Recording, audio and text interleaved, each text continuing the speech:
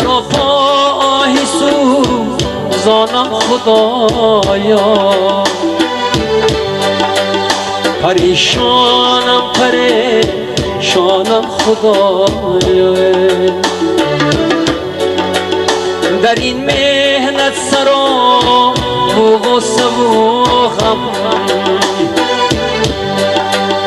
با درگاهی تو نالانم خدایا. در این مهنت سر و غصه و غم، با درگاهی تو نالانم خدایا.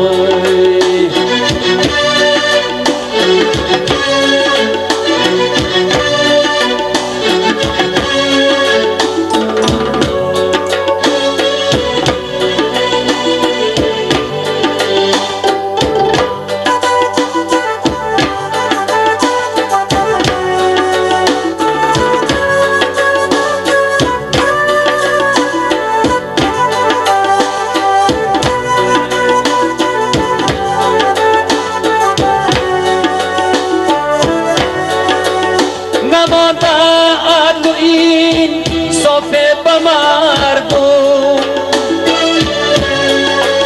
ز مردم من گریزانم خدایا.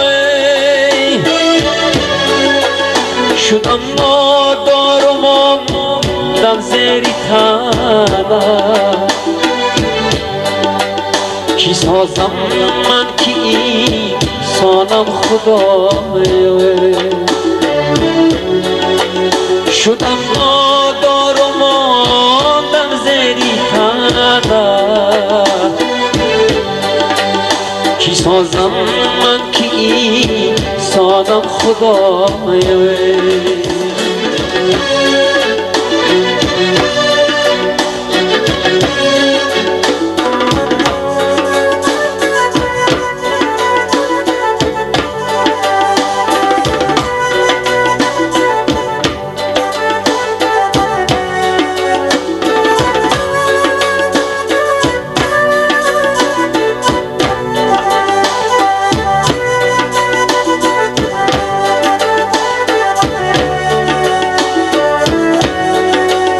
حقیقت جستم و از پای فتادم، تو را من زیر فرمانم خدایا. تو هستی صاحبی حق را بید مای،